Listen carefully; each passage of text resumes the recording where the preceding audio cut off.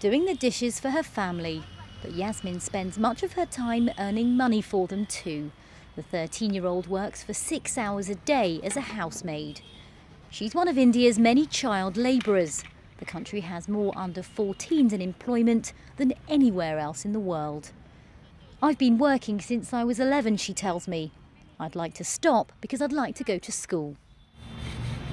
Holding down a job as a domestic help at her age is against the law. It's part of India's Child Labour Act. But Yasmin's mother says she needs her daughter to work. We need money for even the smallest of activities.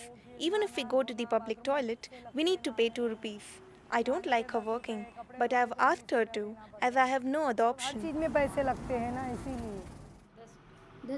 Yasmin earns the equivalent of 50 cents a day, but is starting to keep some of that here, at this bank for child labourers. Set up by a charity a few months ago, its aim is to encourage young workers to save for a better future and allows them to earn interest on their income. This project is not at all to encourage children for work, but those who are already working should be helped, should be empowered, should be made happy, and through their saving they will utilize this money for their own good. Yusuf here is one of the many children here in India working for a living. There's no definitive figure on the numbers of child labourers in the country. UNICEF puts it at around 35 million. But many charities here believe the figure is much higher, as much as 100 million. One problem is that many of India's child workers, like Yusuf, are self-employed or informally hired and aren't accounted for, which might suggest why official government figures recorded only 9 million children in work. However, new research from the International Labour Organization says that despite a growing population, India is making huge progress. But some charities say even more needs to be done.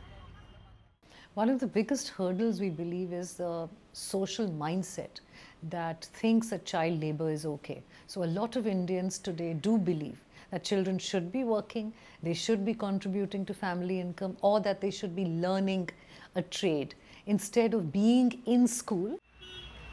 Abdul, who's 17, has been working for 2 years. His father insisted he went to school before getting a job.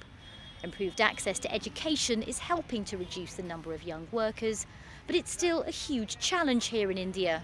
Many say as long as employers are willing to hire children, then children will continue to work.